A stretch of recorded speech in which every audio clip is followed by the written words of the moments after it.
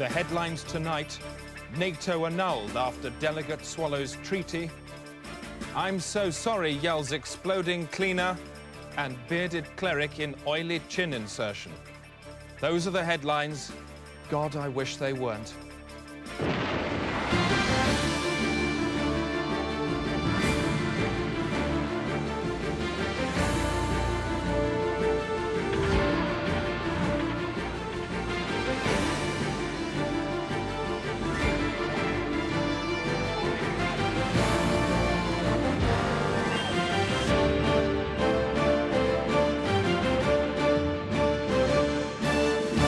Top Gits tonight. News presenter sacked in attempt to sell house to David Owen. 75,000, would that be enough, do you think? And spiders will never speak, insists ambassador. I don't think so myself. I should be very surprised if they did it in public, and I should be equally surprised if they did it in private. There's growing evidence this evening that suspects held in police cells are being eaten by police. This report from Ted Moore has that story. 4 men vanish overnight from a Reading police cell. The next detainee complains of a drain blocked with caked blood and pieces of fat on his floor. A drunk man in Chatham is banged up for the night and has his arm punched full of holes. He says the police tried to fill his arm with garlic. Just part of an increasingly muscular body of evidence, that, say activists, proves that suspect eating is on the increase and that the increase is getting rapid. The best evidence of all is this: a Bow Street bastard. A special truncheon used for beating suspects which tears out cubes of flesh small enough to fry. Activist Harkin Petty says this is just one piece of evidence of suspect eating from a huge list in his head. And it's nonsense. Unexplained disappearances from police cells have doubled in the last year. Records show suspects are regularly weighed and smeared in oil. But police say this is just standard practice for young offenders. Campaigners are calling for immediate action. Without it, they say, thousands of suspects across the country could be eaten tonight by panicking policemen. It's just been It's just been announced there's to be a special inquiry into the government's handling of the Froome shipping deal, which flew to pieces last month amid accusations of gross ministerial misconduct. Our economics correspondent, Peter O'Hanrahan, is with the Minister for Ships, Michael Crane. He's just prized him out of an emergency meeting. I'm with the Minister for Ships, Michael Crane. That's what everything I've just said comes spewing straight back out of your stupid slab of a face. Mr. Crane, choppy waters for the government. Not at all, Peter. This procedure was entirely proper, and I think the inquiry will prove that the government's handling of this matter was entirely proper. So the government's ship back on course? Absolutely. Back to you, Chris. Peter, what the hell was that? This man's made a big-scale cock-up here. You let him get away with it. Now, let me speak to him. Put your earpiece next to his head and stand still. Now, Minister, there's reason to believe that you lied to the House. How do you answer that? Well, that is a very serious and unfounded allegation, and I'll be making a statement to the House based on the preliminary inquiry next week. A week is a long time in politics. Rab Butler. Shut up, Peter. Now, Minister, did you or did you not lie to the House? I will be making a full statement to the House next week. It's a simple question, yes or no. Did you or did you not lie? As the Minister for Ships sprawls on the pin, it's back to you, Chris. No, it isn't, Peter. He's about to answer the question. He's about to admit to lying to the House. You've let him get away again. Where's he gone? Over there. Well, get him back. He's in a cab. Peter, you've lost the news. What are you going to say? Sorry. Look like you mean it. Look down at the ground and say sorry. I'm sorry. Peter, next time you cross the road, don't bother looking. Sorry.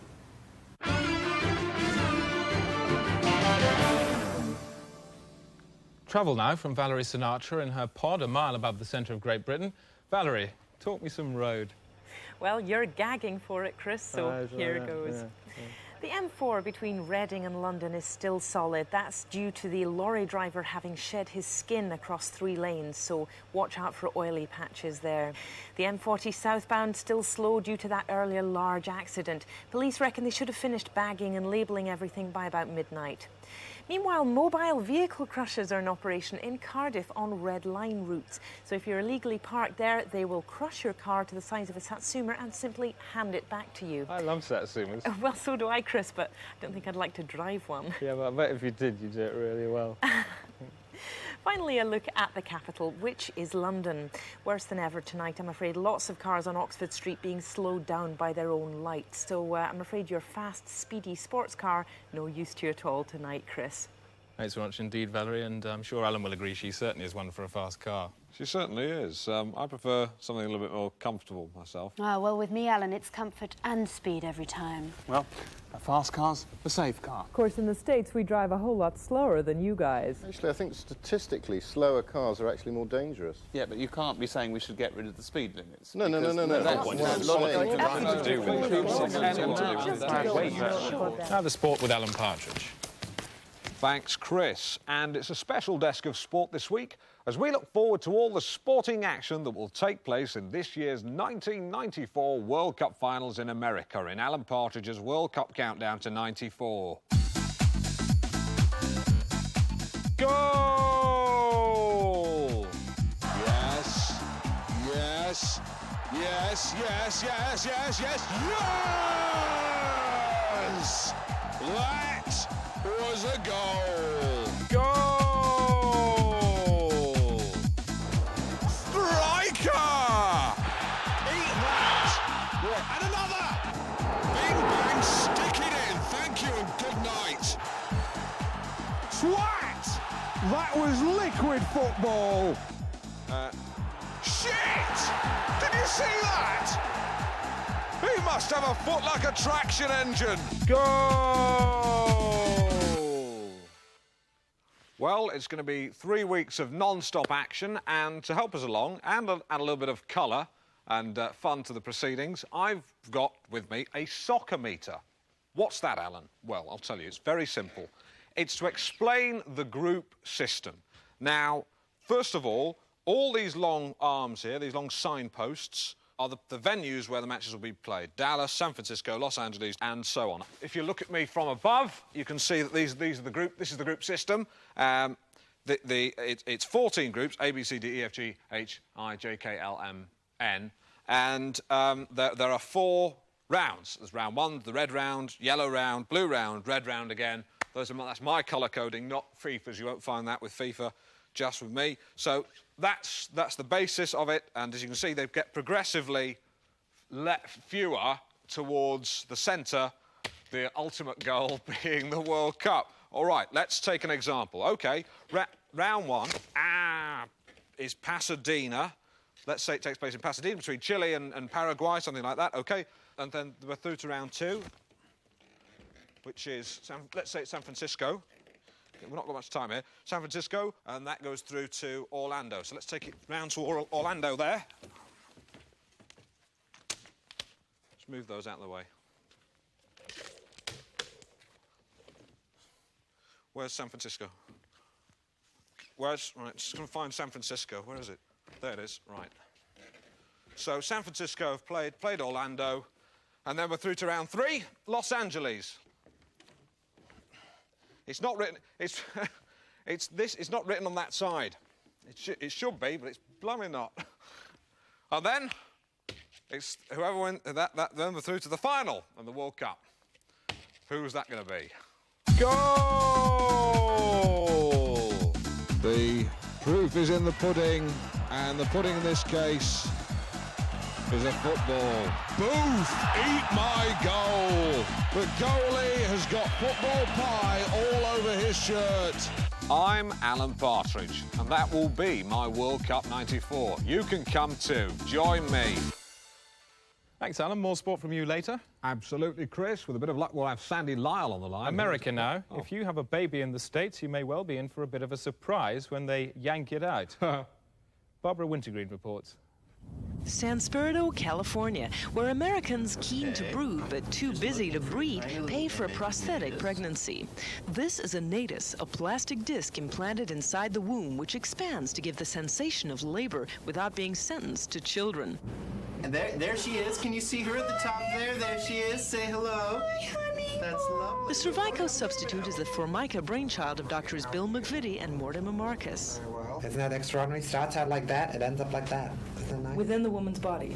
Absolutely. Comes out just like this. Whoop! At this fallopian factory, people come for a credit card conception. The price includes labor and delivery, and there's a hefty surcharge on the discharge. Among the thousands of proxy parents forking out for this flexible fetus are Anton and Lally Sampson. We've really worked hard at, we've given him his own room. He's got his Bon Jovi posters, Sharon, the Red Sox. But divorcing Americans are causing courtroom chaos in custody battles for their beloved disc. And outside the Natus Institute, Women's League protester Taya Peachman leads a womb vigil against synthetic siring. I believe you've been smashing Nadi, is that true? Yeah, we have Nadi smashing by the side of the road to try and de-encourageize the women who come in here thinking that they want a thing in their women. They do not. They can spend their money, but they should just remember that they're women and they have a right to live and to breathe. That's the beauty of the whole Natus thing, is that if a woman wants the pain, if she wants to scream, if she wants to bleed, she can. If, however, she just wants it to pop out like a bar of soap, then she can have that option too. So it looks like this is one reproduction line where a plastic and placenta go hand in hand. Barbara Wintergreen, CBN News at the Natus Institute, San Spirito, California. The day today, because fact into doubt won't go. And we've just heard that areas in 3 of Britain's biggest cities are being evacuated due to suspect dogs. Police believe this could be the start of a mainland campaign of dog bombs threatened by the IRA last month. This report from Eugene Fraxby, who's got the story with him, reports. Oxford Street in London with 3 policemen and a knotted tape barrier. A stray dog was spotted here an hour ago and everybody ran out. Police then isolated the area containing the dog and told the public to clear off. Later they located it and conducted a controlled explosion.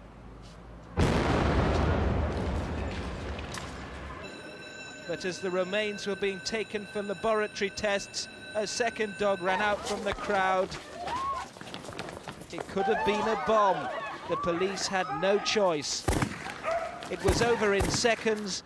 A dog and 3 people dead from guns. Being old, they would have died soon anyway. But the dog, which contained no explosive at all, was shot to ribbons in its prime.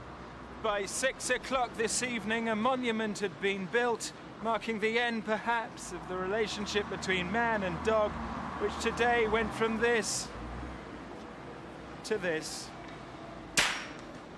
The only way police can neutralise bomb dogs is to spray them with a resin coating which hardens instantly to contain any explosion. The inside of the bomb dog is obviously destroyed, but the outside stays the same shape. However, if the underside is not covered, a highly directional blast launches the animal vertically to a height of over 1,000 feet. Coming up, new explosive sus laws mean any domestic dog is now a potential hazard. And an eyewitness who was caught up in more bomb dog chaos. By shooting one policeman in particular I saw, it went, No!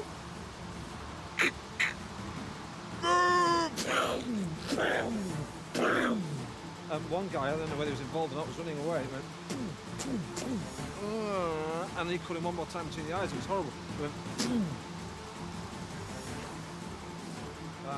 that was as much as I saw, really.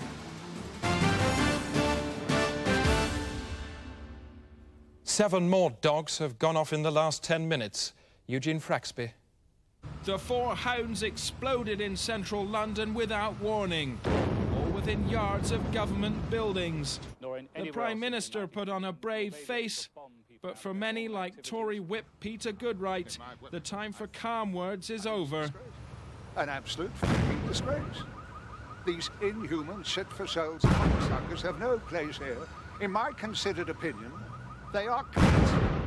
Journalist David Mellor added little of interest. An insolent contempt for public opinion. And for Junior Health Secretary Paul Mann, words alone could not express his anger. Police are on the alert again this evening and have cordoned off a man in Piccadilly. It's believed he may have eaten a suspect dog last night and could now go off himself. Sinn Féin have so far denied they are backing the campaign. Earlier today I spoke to their deputy leader, Rory O'Connor, who under broadcasting restrictions must inhale helium to subtract credibility from his statements. So what's your initial statement? These incidents are inevitable given the position of the British government. You do support this campaign then? The IRA have been forced into this position. So you do support this campaign of violence? The IRA... Sinn Féin is a legitimate political party. Which supports terrorist action. Your tone is antagonistic and you're making me very angry. And since we conducted that interview, all sides in the conflict have had a meeting and have sorted everything out. The Day-to-Day is now available in these fine locations. The night sky over Paris. The International Hackenbecker Building in Chicago. The wall of Cheops Pyramid at Giza. And the handles of 400 million petrol pumps across the globe. The huge success of the BBC's new soap opera The Bureau has now spread to Italy. Voglio parlarne adesso, parleremo più tardi. Questo per me va bene. They've got a daytime discussion show there devoted entirely to it. It's called Bello Buretti, and its stars are the wagging tongues of hosts Carmena Zo and Pulcazina McRae. Ma tu sei in crisi, eh? No. Ah, siete da bravo! Ah, te grande porca!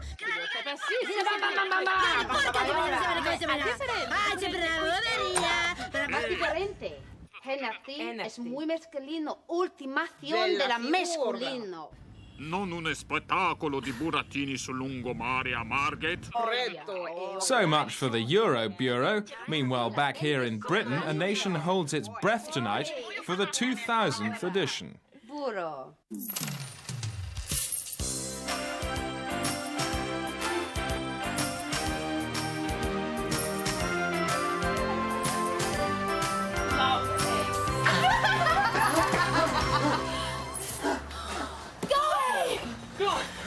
Quick! Get him into the Bureau de Change!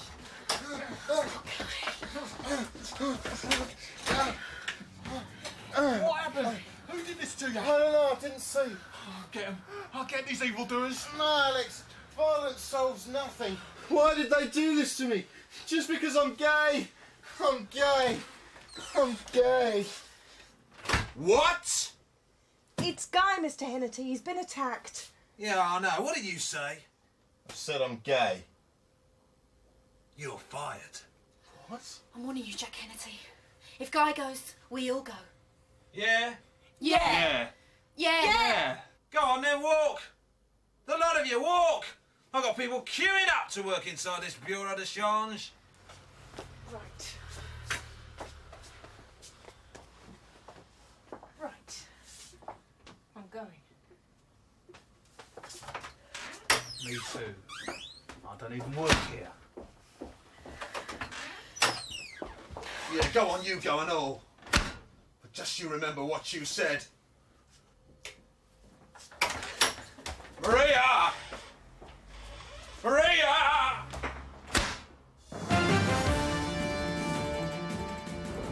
I would see myself as an individual human being needing salvation, receiving it through the work of Jesus Christ. Do you find the day-to-day comes into this at all? Well, how can it not? It is day-to-day. Every day, the day-to-day? Every day, day-to-day, yeah. For you? Yes. And with a bit of luck for all these people? That's what one prays for, what one would like to see. You would like to see the day-to-day for all these people today?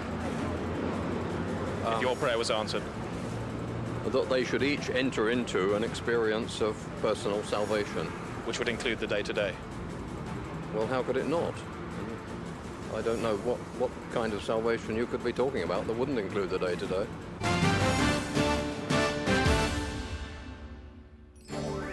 Environmation from me, Rosie May.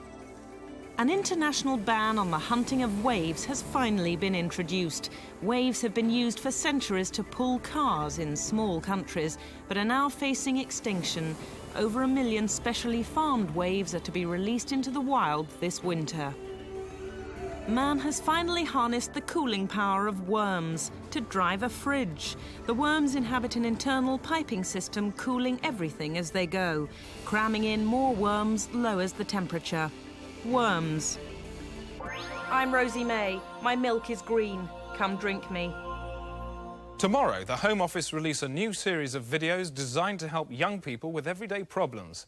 They're produced in association with the Day-to-Day, and this is the first. Salted! Salted! Salted! Yeah! Salted! Hello, I'm Graham. And I'm Crispin. And today we're going to show you how to deal with a relative who's just died in your house. Let's go. Oh, look, Dad's dead. Oh, bugger. Hello, Dad. Are you dead? Right then, what you'll need is some vinegar, an oven glove, 2 ping pong balls, fish, books, some butcher's grass, super glue, some bungee, a salad spinner, and a chisel. 1 chili chisel and a packet of fresh, please. First, embalming. a cup of vinegar, bit of shoe polish on the wrists, and inject the corpse thoroughly with fresh. Now he's ready for the coffin. But don't forget, wash your hands.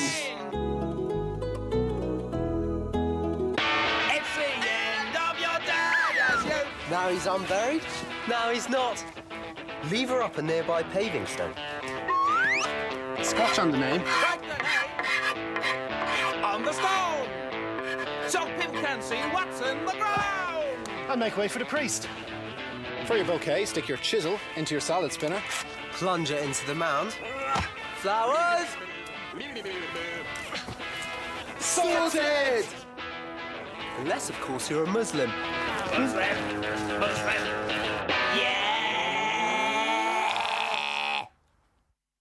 Now with the rest of today's news, Chris, thanks. It's 8 o'clock. This is the Day-to-Day.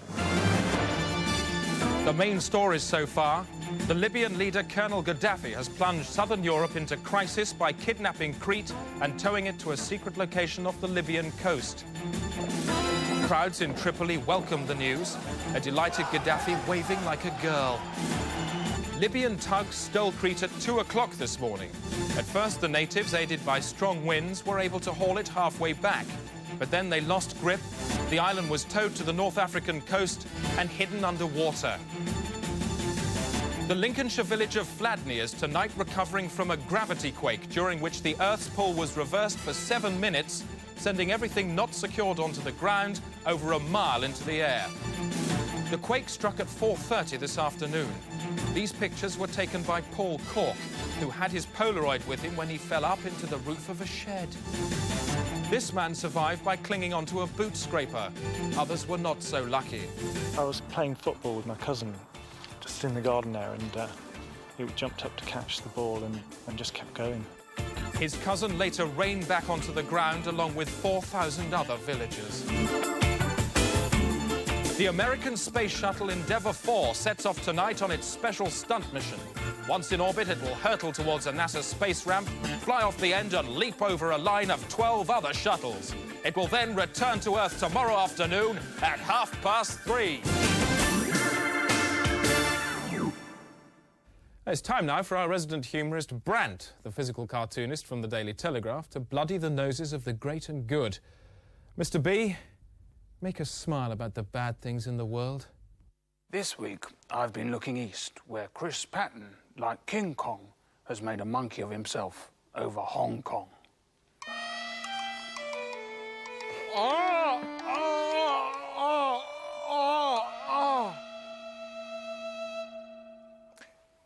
An old man stands naked in front of a mirror eating soup. He is a fool. Jacques Livereau, a brilliant man and a surprisingly nice one too.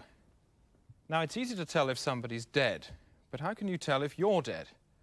Some people have lived to tell the tale. In a short film we've made.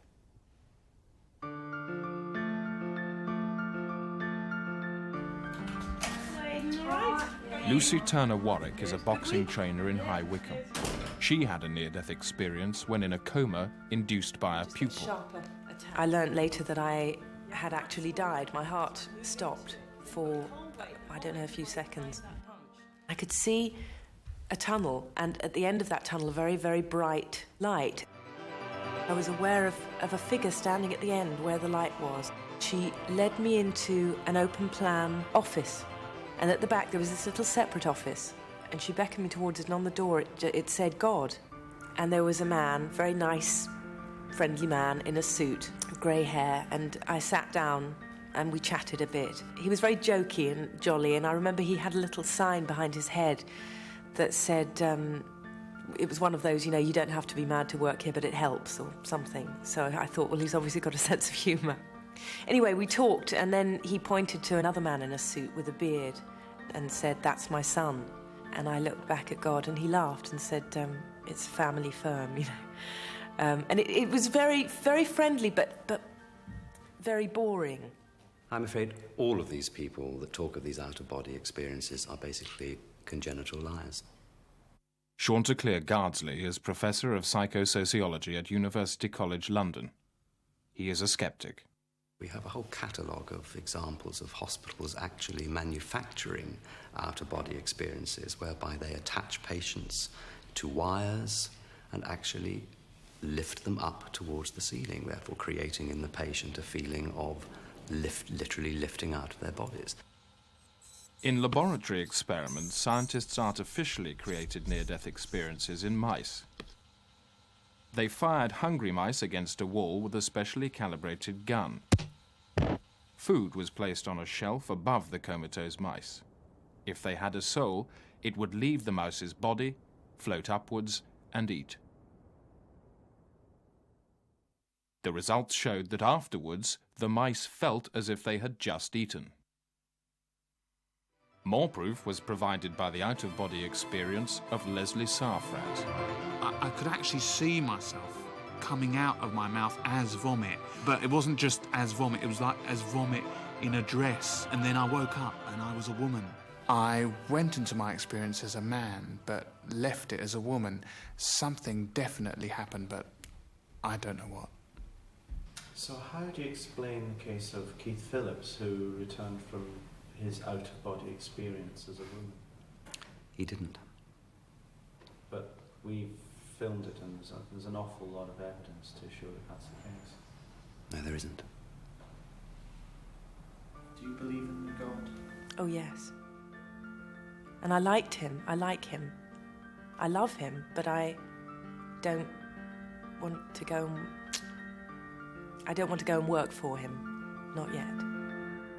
An optimist sees half a pint of milk, he says, it is half full. A pessimist sees half a pint of milk, he says, it is half empty. I see half a pint of milk, I say, it is sour. No time for anything but the weather. A lot of snow around. Pretty grim out there, isn't it, Sylvester? Yes, Chris, most of Britain will be waking up tomorrow to a carpet of white dung. Thanks, mate. And that's it. No time left for the headlines. That's the day today. 9 o'clock BBC Two tomorrow night. We'll start again. Until then, thanks very much for watching. Just remains for me to wish you a very good night.